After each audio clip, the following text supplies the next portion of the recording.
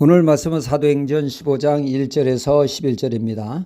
전에 건강검진을 받기 위해 병원에 간 적이 있습니다. 병원 엘리베이터를 타고 오르는데 벽에 웬 노란 잘 익은 바나나가 있는 그림이 붙어 있었습니다. 군침이 도는 노란 바나나 껍질이 살짝 벗겨놓은 그림이었죠.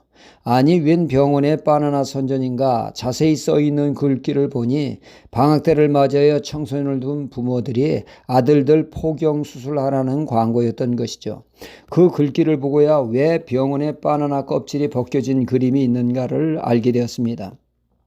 포경수술이란 남자의 생식기의 포피를 잘라내는 것으로 이를 성경적인 표현으로 한다면 할례에 해당한다 하겠습니다. 오늘 말씀은 이 할례에 대하여 말씀하고 있죠. 할례는 창세기 17장 9절로 10절에 나옵니다. 읽어보면 하나님이 또 아브라함에게 이르시되 그런즉 너는 내 언약을 지키고 내 후손도 대대로 지키라.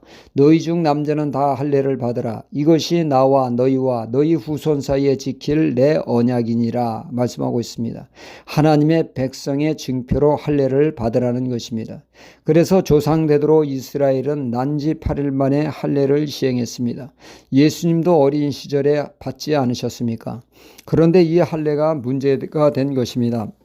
믿는 유대인 중에 율법과 할례를 강력하게 주장하며 이방인 그리스도인들도 반드시 할례를 받아야 하고 그리고 율법을 지켜야 구원을 얻을 수 있다고 주장하는 이들이 생긴 것입니다. 이들은 이방인 교회인 안디옥 교회에 사람을 보내 자신들의 구원관을 전함으로 심각한 교회 문제를 야기시킨 것이죠.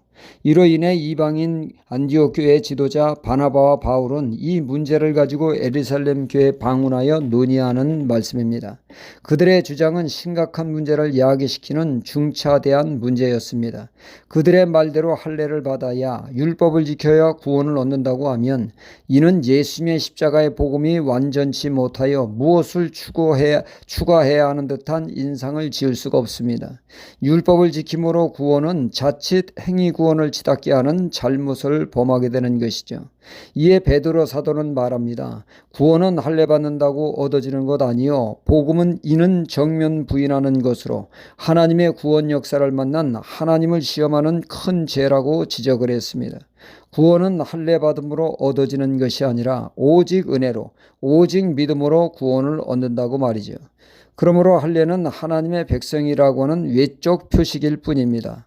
이 할례가 오늘날에는 세례로 보면 됩니다.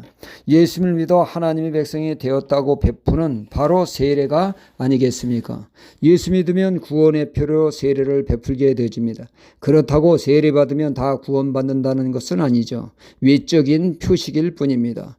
외적인 세례보다 더 중요한 것은 믿는 믿음을 가지는 것이죠. 할례도 그렇습니다. 하나님은 아브라함에게 할례를 시행하라 하셨고 하나님은 그 할례의 진정한 의미를 에레미야 선지자를 통하여 깨우쳐 주십니다.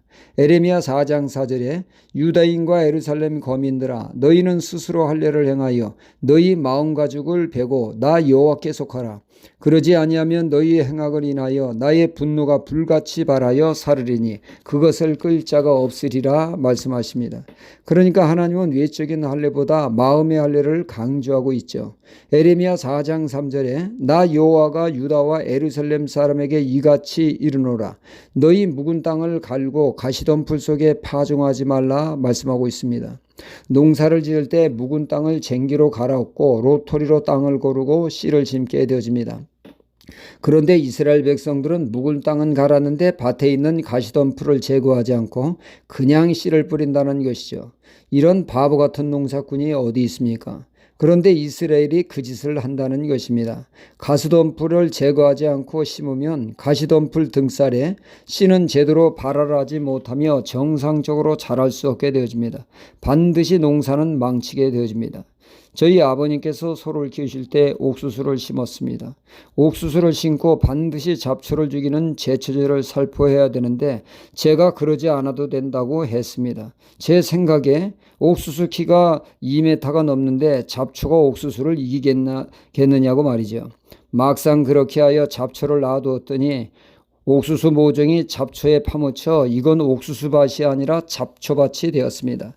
이러다가는 옥수수 모종이 녹아 없어질 것 같아 일일이 잡초를 제거하느라고 아주 죽는 줄 알았습니다. 잡초 제거하지 않은 값을 단단히 치르고 나서야 옥수수가 제대로 자라나게 되었죠. 이렇듯 하나님은 우리의 삶에 있는 제약된 요소, 세상적인 것, 그것을 잘라내는 할례를 시행해야 하나님의 백성다운 삶을 살 수 있다는 것입니다. 그것을 제거하지 않으면 하나님의 백성다운 열매, 즉 하나님의 백성다운 삶을 살 수 없다는 것이죠. 우리 마음속에 있는 탐욕, 시기, 미움 등등을 제거하는 할례를 통하여 그리스도의다운 면모로 세상의 빛과 소금의 사명을 감당해 하나님이 원하시는 열매로 하나님께 영광 돌리는 삶이 되어야겠습니다. 할렐루야.